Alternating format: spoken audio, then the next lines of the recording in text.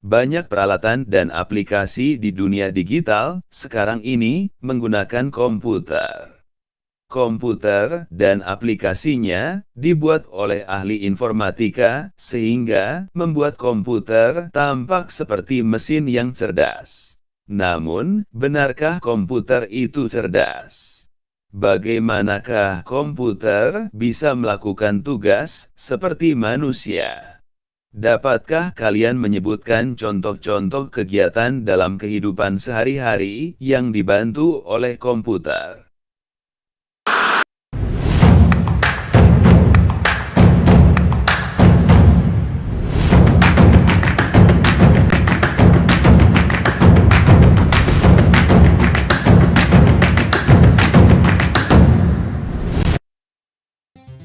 Capaian pembelajaran mata pelajaran informatika, fase E, elemen berpikir komputasional.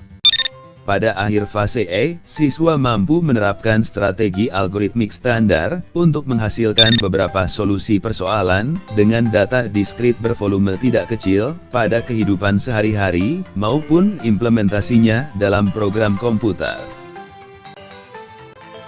Tujuan pembelajaran mata pelajaran informatika fase E, elemen berpikir komputasional. Siswa mampu menjelaskan dan menerapkan algoritma standar untuk beberapa persoalan yang disajikan, menjelaskan bagaimana data disimpan dalam struktur data tertentu, dan menentukan strategi yang efektif untuk menyelesaikan persoalan yang disajikan. Apa itu berpikir komputasional? Apakah kalian pernah memikirkan perbedaan antara pembuatan biskuit atau kue yang dibuat di rumah masing-masing dan biskuit dalam kemasan dengan merek tertentu yang dijual di warung atau di toko swalayan? Mari kita lihat sekilas perbedaan proses pembuatan biskuit tersebut.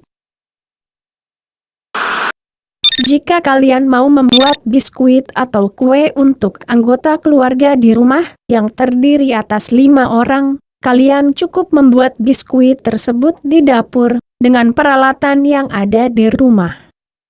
Lain halnya dengan beberapa ibu lain yang membuat biskuit dalam jumlah yang cukup banyak untuk dijual dan menjalankan usaha mikro kecil menengah atau UMKM. Ibu-ibu tersebut tidak membuat kuenya di dapur rumah yang kecil dengan peralatan seadanya, melainkan mereka memerlukan tempat dan beberapa peralatan yang lebih canggih dibandingkan dengan peralatan yang kalian gunakan untuk membuat kue di rumah. Untuk menjalankan UMKM, membuat dan menjual biskuit, ibu-ibu mengerjakan pembuatan biskuit tersebut bersama-sama. Hal yang berbeda lagi terjadi pada proses pembuatan biskuit yang ditujukan untuk diproduksi secara massal dan dalam jumlah yang sangat besar. Biskuit tersebut dibuat dan dikemas dengan mesin di pabrik. Dari berbagai cara pembuatan biskuit tersebut, untuk menyelesaikan masalah yang cakupannya kecil, yaitu membuat biskuit untuk 5 orang, cara penyelesaiannya berbeda dengan cakupan masalah yang menengah, yaitu untuk UMKM, dan berbeda pula untuk cakupan masalah besar, yaitu untuk diproduksi massal setiap hari. Dalam kasus tersebut, makin besar cakupan permasalahannya, bantuan mesin makin diperlukan. Di dalam mesin tersebut, terdapat berbagai komponen yang dirangkai sehingga dapat bekerja dengan cara yang mirip dengan manusia bekerja. Sederhananya, kita dapat menyebut rangkaian komponen-komponen tersebut sebagai komputer. Komputer banyak dipergunakan dalam kehidupan sehari-hari untuk mempermudah kehidupan atau membantu penyelesaian berbagai permasalahan yang kita hadapi. Cara kerja komputer menyerupai cara kerja manusia. Pada proses pembuatan biskuit dengan alat apapun, tentunya tetap diperlukan bahan dasar tepung, margarin, dan bahan-bahan lainnya. Bahan-bahan tersebut dicampur dan diproses lebih lanjut. Berpikir komputasional adalah cara berpikir untuk menyelesaikan persoalan yang cara penyelesaiannya, jika dikembangkan, dapat dilakukan oleh komputer. Dengan demikian, kita akan belajar bagaimana menyelesaikan berbagai persoalan dengan cara yang efektif dan efisien. Berpikir komputasional atau computational thinking merupakan suatu metode untuk menuntaskan persoalan menggunakan penerapan teknik ilmu komputer atau informatika. Berpikir komputasional dilakukan dengan batasan proses komputasi yang dieksekusi oleh manusia ataupun mesin. Metode dan model komputasional memberikan kemudahan bagi kita untuk memecahkan masalah dan mendesain sistem yang tidak bisa kita kerjakan sendiri. Berpikir komputasional mencakup pemecahan masalah, mendesain sistem, dan memahami perilaku manusia dengan merancang konsep berbasis teknologi komputer. Informatika didasari berpikir komputasional sebagai landasan berpikir. Berpikir merupakan elemen paling penting dalam belajar. Melalui berpikir komputasional atau disingkat BK, kita akan berlatih berpikir seperti seorang ilmuwan informatika, bukan berpikir seperti komputer, karena komputer adalah mesin. Kegiatan utama dalam BK adalah penyelesaian masalah atau problem solving untuk menemukan solusi yang efisien, efektif, dan optimal, sehingga solusinya bisa dijalankan oleh manusia maupun mesin. Dengan kata lain, kegiatan dalam BK adalah mencari strategi untuk mengatasi persoalan. Persoalan apa yang akan diselesaikan? Sebetulnya, hampir semua persoalan sehari-hari mengandung konsep komputasi, sehingga bisa diselesaikan dengan bantuan mesin komputer. Sebagai contoh, robot yang bertugas melayani penjualan di restoran, atau mengantar makanan dan obat untuk pasien di rumah sakit, yang sudah dipakai di beberapa negara maju, sistem komputer untuk memantau perkebunan sawit yang siap panen, dan sebagainya.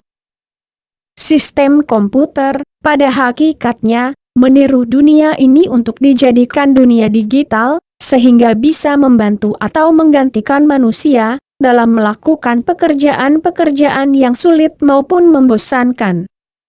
Ada 4 fondasi berpikir komputasional yang dikenal dalam ilmu informatika, yaitu abstraksi atau abstraction, desain algoritma atau algorithm design, dekomposisi atau decomposition, dan pengenalan pola atau pattern recognition, yang sangat mendasar dan secara garis besar dijelaskan sebagai berikut. 1. Abstraksi, yaitu menyarikan bagian penting dari suatu permasalahan dan mengabaikan yang tidak penting, sehingga memudahkan fokus kepada solusi. Abstraksi adalah suatu metode berpikir komputasional yang mengutamakan pada hal-hal yang berhubungan langsung dengan masalah yang sedang dihadapi. Selain itu, konsep abstraksi ini akan meninggalkan atau mengabaikan berbagai macam hal yang dianggap tidak bisa digunakan untuk menyelesaikan suatu masalah. 2. Algoritma, yaitu menuliskan otomasi solusi melalui berpikir algoritmik atau langkah-langkah yang terurut untuk mencapai suatu tujuan atau solusi. Jika langkah yang runtut ini diberikan ke komputer dalam bahasa yang dipahami oleh komputer, kita akan dapat memerintah komputer mengerjakan langkah tersebut. Algoritma adalah suatu pola pikir yang biasa digunakan untuk merencanakan langkah-langkah yang bersifat sistematis untuk memecahkan masalah yang sedang terjadi. Meskipun algoritma ini sering dikaitkan dengan penghitungan, tetapi metode berpikir ini bisa digunakan untuk menyelesaikan berbagai macam masalah yang ada di dalam kehidupan sehari-hari. 3. Dekomposisi. dekomposisi dan formulasi persoalan sedemikian rupa, sehingga dapat diselesaikan dengan cepat dan efisien, serta optimal, dengan menggunakan komputer sebagai alat bantu. Persoalan yang sulit, apalagi besar, akan menjadi mudah jika diselesaikan sebagian-sebagian secara sistematis. Dekomposisi adalah suatu metode atau konsep yang berfungsi untuk menemukan solusi dari suatu permasalahan yang kompleks dan besar menjadi masalah yang lebih kecil. Apabila suatu permasalahan yang besar dan kompleks menjadi kecil, maka permasalahan tersebut mudah untuk diselesaikan. Bahkan, dekomposisi bisa digunakan untuk memudahkan kita dalam menemukan dan menerapkan sebuah inovasi. Misalnya, kita menjual suatu produk, kemudian agar produk itu diinovasi, maka kemungkinan besar produk tersebut akan laku terjual. 4. Pengenalan pola. Pengenalan pola persoalan, generalisasi, serta mentransfer proses penyelesaian persoalan ke persoalan lain yang sejenis. Pengenalan pola adalah suatu metode yang memanfaatkan komputer yang digunakan untuk menemukan sebuah keteraturan yang ada di dalam data dan untuk mendapatkan informasi yang lebih penting agar bisa memahami tentang keteraturan yang sudah ditemukan. Pengenalan pola ini biasanya dilakukan ketika kita mengenali seseorang dari suara, wajah, bahkan pengenalan pola ini bisa digunakan untuk memprediksi cuaca. Pada suatu fenomena alam, sebenarnya pengenalan pola sudah bisa dilihat pada pola rotasi bumi, pola rasi bintang, pola pada daun, dan sebagainya. Berpikir komputasional perlu diasah dengan latihan rutin, mulai dari persoalan sederhana dan kecil. Kemudian, secara bertahap, persoalannya ditingkatkan menjadi makin besar, kompleks, dan rumit. Makin besar dan kompleks suatu persoalan, solusinya makin membutuhkan komputer, agar dapat diselesaikan secara efisien. Oh iya. Apakah kalian sudah memahami perbedaan antara efisien dan efektif? Berikut adalah definisi dari kedua kata tersebut berdasarkan Kamus Besar Bahasa Indonesia. Efisien berarti tepat atau sesuai untuk mengerjakan atau menghasilkan sesuatu dengan tidak membuang-buang waktu, tenaga, biaya. Bisa juga berarti mampu menjalankan tugas dengan tepat dan cermat. Bisa juga berarti berdaya guna. Bisa juga berarti bertepat guna. Istilah lainnya, sangkil. Efektif berarti ada efeknya, atau ada akibatnya, atau ada pengaruhnya, atau ada kesannya. Bisa juga berarti dapat membawa hasil. Bisa juga berarti berhasil guna, terutama tentang usaha atau tindakan. Istilah lainnya, mangkus. Sebagai contoh, dalam proses pembuatan kue yang dijelaskan pada bagian awal tadi.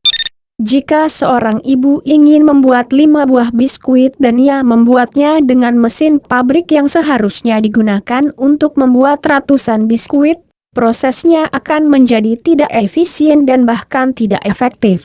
Tidak efisien karena penggunaan mesin menjadi berlebihan untuk kasus tersebut.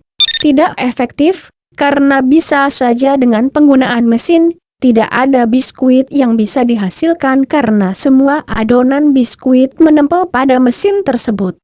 Untuk menyelesaikan berbagai persoalan, informatika pada umumnya berusaha mencari solusi yang optimal, yaitu solusi yang efisien dan efektif. Pada tingkat SD dan SMP, strategi penyelesaian persoalan belum secara khusus dirumuskan dalam bentuk algoritma. Pada tingkat SMA dan SMK, kita akan belajar bagaimana caranya agar solusi masalahnya bisa dituliskan dalam bentuk algoritma yang efisien dan siap dibuat menjadi program komputer. Ruang permasalahan di dunia ini luas sekali, dan tentunya tak seorang pun ingin hidupnya menghadapi persoalan. Setiap bidang, juga mempunyai persoalan dari sudut pandang bidang masing-masing, dan akan mengusulkan penyelesaian dengan menggunakan konsep dan prinsip keilmuan bidangnya. Kita belajar dari persoalan-persoalan yang ada dan pernah diusulkan solusinya. Oleh karena itu, belajar penyelesaian persoalan adalah belajar dari kasus-kasus dan solusinya. Namun, persoalan yang dibahas itu perlu diadaptasi dengan konteks kita. Kita perlu membentuk pola persoalan dan pola solusi dari latihan penyelesaiannya. Karena sangat banyak, latihan persoalan perlu dipilih. Topik yang dipilih dalam BK untuk SMA dan SMK dalam mata pelajaran informatika merupakan persoalan-persoalan mendasar terkait kehidupan sehari-hari yang perlu dikuasai dan mengandung konsep informatika yang dominan. Karakteristik berpikir komputasional adalah sebagai berikut. Berdasarkan konsep, bukan pemrograman. Informatika tidak hanya belajar tentang bagaimana cara menulis kode program, tapi juga diperlukan pemahaman untuk berpikir pada beberapa tingkat abstraksi. Dengan kata lain, komputer dan sains bukan hanya suatu pemrograman komputer saja, tetapi kita harus bisa berpikir seperti orang yang sudah mahir dalam dunia komputer dan sains. Bahkan, sebaiknya kita juga memahami program-program yang ada di dalam komputer. Pada karakteristik ini, seseorang harus terbiasa menggunakan program-program yang ada di dalam komputer sejak usia dini, sehingga akan mudah untuk memahami konsep berpikir komputasional. Selain itu, kita akan mahir dalam menjalankan pemrograman komputer lebih cepat. Apabila sudah mahir dalam menggunakan pemrograman komputer, maka kita akan mudah untuk mengikuti perkembangan zaman dan bisa beradaptasi dengan teknologi. Kemampuan mendasar, bukan menghafal, yaitu kemampuan yang harus dimiliki setiap orang di era milenial. Setiap manusia yang sudah memiliki kemampuan mendasar, berarti dia sudah bisa memahami suatu hal dengan baik, sehingga akan mudah untuk menemukan solusi dalam suatu permasalahan. Bahkan, orang tersebut bisa mengembangkan solusi dari suatu pemecahan masalah. Lain halnya, dengan seseorang yang memiliki kemampuan berdasarkan menghafal, kemungkinan besar akan sulit untuk menyelesaikan masalah, karena tak menutup kemungkinan pemahaman terhadap suatu hal bisa saja lupa. Oleh sebab itu, seseorang yang sudah memiliki kemampuan mendasar dan sudah memahami suatu hal tanpa menghafal, maka bisa dikatakan orang tersebut sudah bisa berpikir komputasional. Menerapkan cara manusia berpikir, bukan cara komputer berpikir. Perlunya berpikir komputasional, agar masalah dapat dipecahkan tanpa harus berpikir sebagaimana komputer. Seperti yang sudah dijelaskan sebelumnya, bahwa berpikir komputasional adalah suatu metode atau cara seseorang untuk menyelesaikan atau memecahkan masalah. Oleh karena itu, setiap manusia harus menggunakan cara berpikirnya sendiri, bukan mengikuti cara berpikir komputer. Pada karakteristik ini, seharusnya seseorang mulai menyadari bahwa dirinya memiliki kemampuan yang lebih hebat daripada komputer. Maka dari itu, dalam memecahkan suatu permasalahan, manusia harus sadar bahwa komputer itu dikendalikan oleh manusia, bukan manusia yang dikendalikan oleh komputer. Dengan menyadari hal seperti itu, maka suatu permasalahan akan mudah untuk diselesaikan atau dipecahkan. Memadukan pemikiran matematis dan pemikiran teknik. Memadukan atau saling melengkapi, bisa diartikan, layaknya komputer sains, yang sangat berhubungan dengan erat, dengan berpikir matematis. Bukan hanya melengkapi saja, tetapi kita juga harus terbiasa untuk memadukan antara pemikiran matematis dengan pemikiran teknis. Ketika melengkapi dan memadukan pemikiran matematis dan pemikiran teknik, maka secara tidak langsung, kita sudah bisa membedakan berbagai macam hal yang dapat menguntungkan atau merugikan diri kita. Selain itu, kita akan mudah mengerjakan suatu hal yang sangat berkaitan dengan matematis, seperti membangun suatu bangunan yang dilakukan oleh seorang insinyur atau arsitek. Sebuah ide, dan bukan sebuah benda. Berpikir komputasional lebih mengutamakan ide atau gagasan daripada benda. Dengan kata lain, dalam memecahkan suatu masalah yang sedang dihadapi, sebaiknya lebih mengutamakan untuk menggunakan konsep komputasional. Tidak hanya itu, ide atau gagasan ini sebaiknya juga digunakan pada kegiatan sehari-hari, mengatur kehidupan sehari-hari, dan digunakan ketika melakukan interaksi sosial dengan orang lain. Pada karakteristik ini, bisa dibilang jika konsep komputasional ini bisa dilatih agar terbiasa untuk menggunakannya. Hal ini perlu dilakukan karena konsep komputasional bisa memberikan banyak manfaat bagi kehidupan yang kita jalani. Tidak hanya itu, konsep komputasional bisa mengembangkan kemampuan kita dalam memahami suatu masalah, sehingga dapat menemukan solusi dari suatu masalah dengan mudah. Diperlukan bagi setiap orang, atau bisa digunakan siapa saja dan di mana saja. Berpikir komputasional bisa muncul pada setiap orang, tak terkecuali pada diri kamu, dan berpikir komputasional bisa digunakan di mana saja, seperti sekolah, rumah, kantor, dan lain-lain.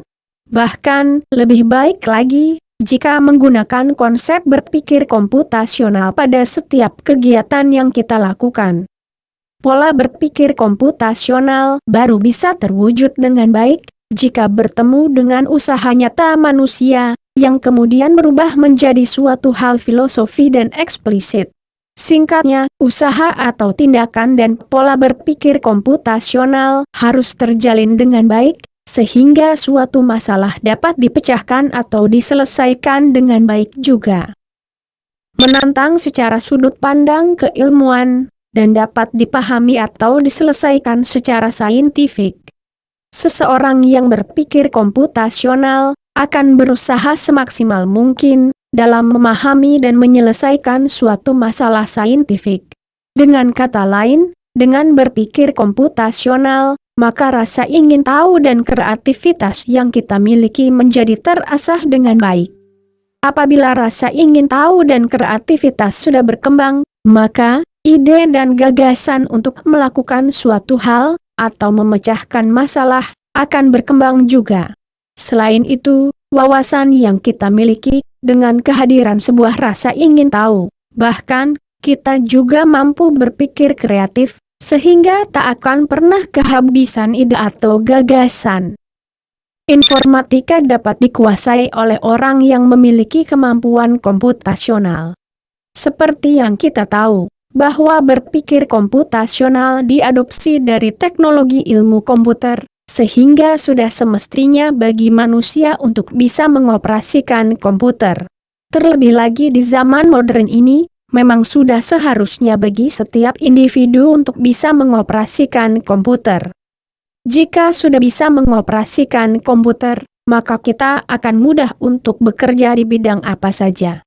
Secara sederhana, dengan kemahiran dalam mengoperasikan komputer, kita memiliki banyak pilihan untuk meneruskan karir, seperti pada bidang hukum, kesehatan, pendidikan, bisnis, hingga kesenian.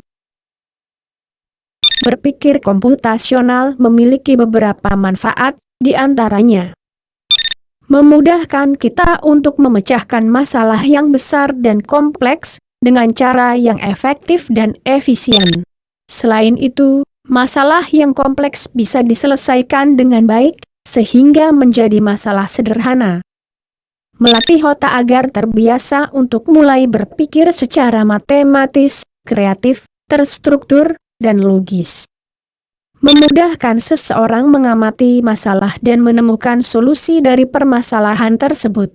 Semakin banyak solusi yang dimiliki, maka suatu masalah dapat diselesaikan dengan efektif dan efisien. Dengan berpikir komputasional, seseorang akan mudah untuk mengamati masalah, mencari solusi dari suatu permasalahan, memecahkan permasalahan, dan dapat mengembangkan solusi atau pemecahan masalah. Selain itu, berpikir komputasional mengasah diri kita untuk berpikir lebih efektif dan efisien. Berpikir komputasional menjadi landasan berpikir informatika dan menjadi landasan mencari solusi informatika untuk semua bidang kehidupan. Berpikir komputasional mengajak seseorang berpikir seperti ilmuwan komputer dalam menyelesaikan persoalan yang solusinya dikerjakan oleh komputer, atau yang dikenal dengan istilah diprogram.